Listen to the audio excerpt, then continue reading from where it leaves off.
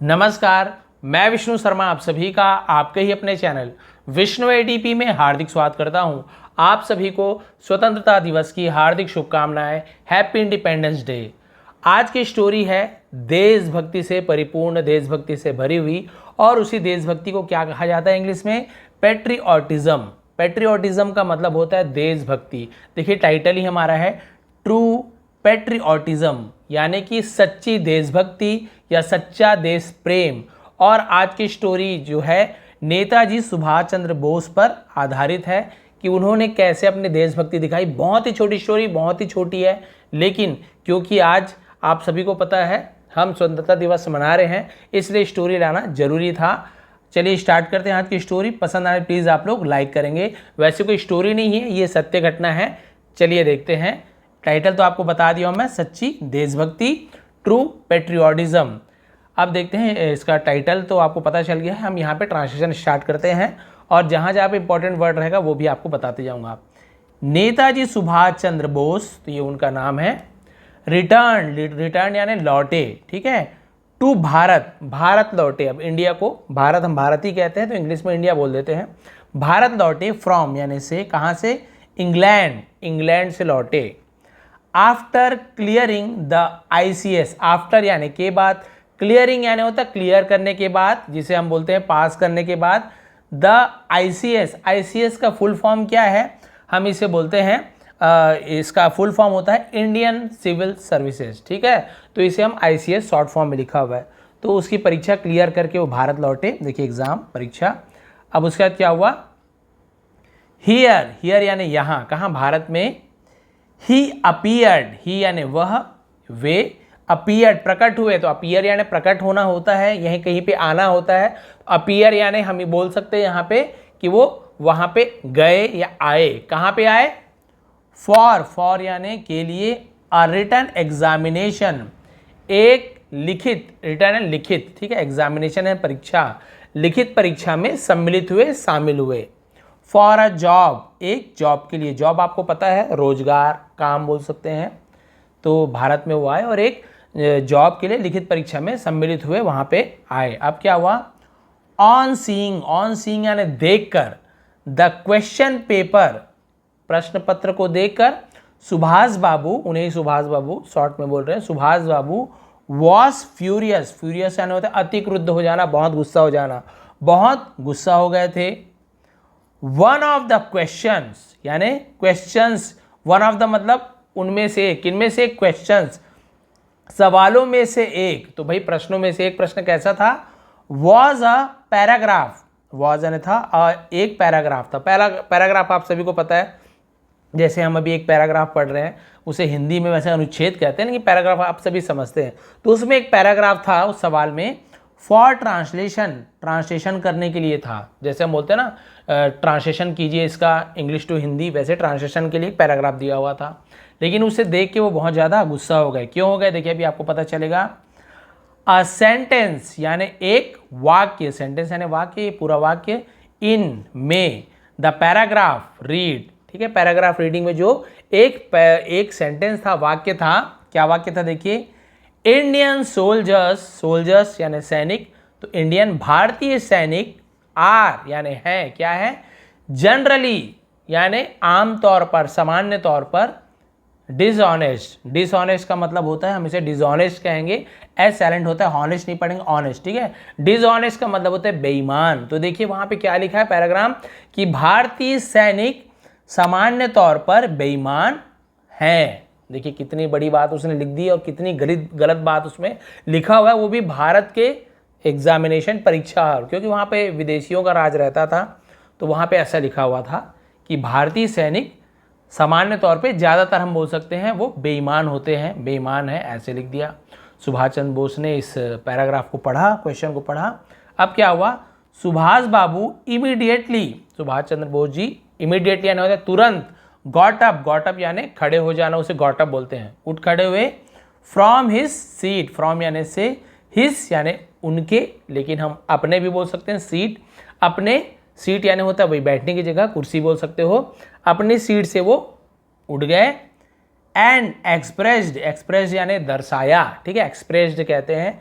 और दर्शाया डिसेंट, अब ये डिसेंट का मतलब अलग है, ये डिसेंट का मतलब क्या होता है, असहमति, असहमति दर्शाई या फिर विरोध बोल सकते हैं, विरोध दर्शाया, अगेंस्ट दिस, इसके विरुद्ध में, इसके खिलाफ, ये जो सेंटेंस लिखा हुआ था ना इसके खिलाफ उन्होंने विरोध प्रदर्शन किया कि नहीं ये गलत लिखा हुआ है, ठीक है। ही सैड, उन्होंने कहा, भाई ही यानी वह या उसने होता है, लेकिन हम सम्मान देते हैं अपने से बड़े को तो हम उन्होंने बोलते हैं, जबकि उन्होंने प्लूरल है, लेकिन आप सभी को पता है ना सम्मान है, उन्होंने ऐसे बोल रहा हूँ। उन्होंने कहा टू द इन्विजिलेटर, इन्विजिलेटर का मतलब क्या होता है, हिंदी में हम उसे बोलते हैं निरीक्षक, जो भाई वहाँ पे जैसे हम एग्जाम दे रहे हैं तो वहाँ पे खड़े होकर देखते हैं कोई नकल तो नहीं मार रहा है, कोई कुछ तो नहीं कर रहा है, पेपर बांटता है ना, इसे हम इन्विजिलेटर कहते हैं। मेरी बहुत बार ड्यूटी लगती है, ऐसे नवोदय वगैरह परीक्षा में लगती रहती है। तो उनसे कहा, निरीक्षक से कहा, इट इज़ नॉट पॉसिबल, है ना, इट इज़ यानी ये है, नॉट यानी नहीं, पॉसिबल यानी संभव, ये संभव नहीं है, to answer this question, to answer this question मतलब इस सवाल का जवाब देना, इस सवाल का जवाब देना संभव नहीं है, ऐसा नहीं हो सकता, इस सवाल का जवाब मैं दे ही नहीं सकता। प्लीज़ कृपया delete it from the question paper, please कृपया डिलीट, डिलीट यानी होता है हटा दो, मिटा दो, ठीक है, हटा दो, इट यानी इसे, फ्रॉम यानी से, द क्वेश्चन पेपर, प्रश्न पत्र से इस सवाल को हटा दो, इसका जवाब दे ही नहीं सकते। द इन्विजिलेटर रिप्लाइड, निरीक्षक ने जवाब दिया, this question is very important, यह सवाल इज यानी है, वेरी यानी बहुत, इंपॉर्टेंट यानी महत्वपूर्ण, जरूरी, ये बहुत ही जरूरी सवाल है। हुएवर, हुएवर का मतलब होता है जो कोई भी, रिफ्यूजेस टू आंसर, रिफ्यूजेस यानी होता है जो कोई भी रिफ्यूज करता है, रिफ्यूज यानी क्या होता है, नकार देता है, मना कर देता है, टू आंसर यानी जवाब देना, दिस क्वेश्चन, है ना, यदि कोई इस सवाल का जवाब देने से मना करता है, will not be able, will not be तो विल फ्यूचर टेंस गागी के, नॉट बी एबल यानी सक्षम नहीं होगा या नहीं दे पाएगा, to get the job, to get यानी पाना, ठीक है, या प्राप्त करना, द जॉब, जॉब यानी वही रोजगार या फिर काम को। तो भाई जो कोई भी इस सवाल का जवाब नहीं देगा या मना करता है, उसे वो जॉब पाने में असमर्थ रहेगा या उसे जॉब नहीं मिलेगी, सीधा सीधा उसने कह दिया। भाई जवाब नहीं दोगे तो कोई बात नहीं, आपको इसका मतलब आपको नौकरी नहीं मिलेगी, इसका जवाब तो आपको देना ही है, बाकी का दो चाहे मत दो। On hearing this, on hearing यानी ऐसा सुनकर, सुभाष बाबू रिप्लाइड एंग्रीली, सुभाष बाबू ने रिप्लाइड जवाब दिया, एंग्रीली मतलब होता है गुस्से से, एंग्री गुस्सा, उसे से एंग्रीली यानी गुस्से से जवाब दिया। You can keep your job, you can तुम, कीप यानी रखना, कैन यानी सकना, तो यू कैन कीप यानी तुम रख सकते हो, योर जॉब अपने रोजगार को, अपने काम को, ठीक है, अपने जॉब को तुम रख सकते हो।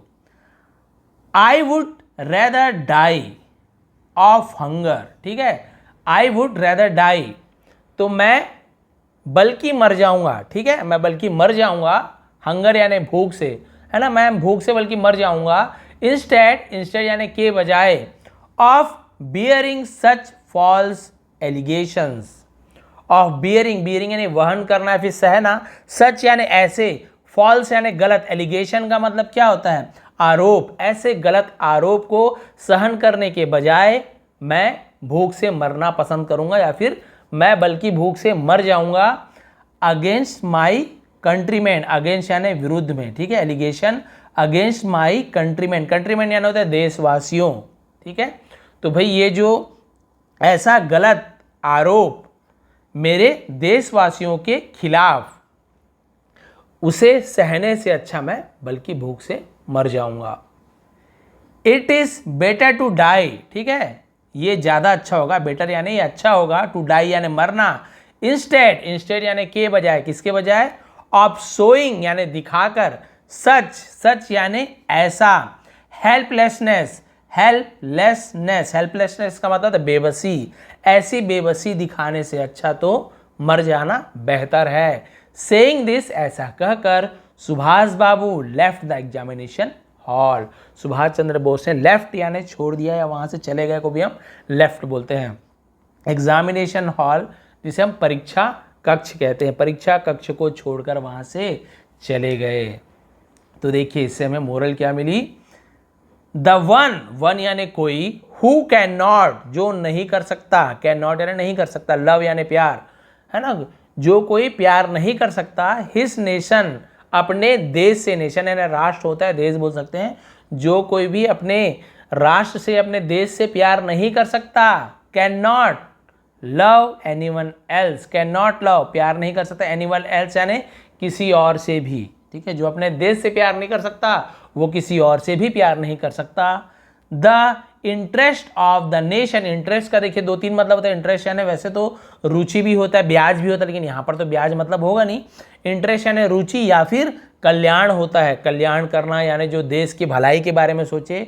The interest of the nation, देश का कल्याण या देश की भलाई, इज मोर इंपॉर्टेंट, इज यानी है, मोर यानी ज्यादा महत्वपूर्ण है, देन जब कंपेयर करते हैं तो देन का यूज करते हैं, आवर पर्सनल इंटरेस्ट, हमारे खुद की कल्याण या खुद की भलाई से ज़्यादा महत्वपूर्ण देश की भलाई है।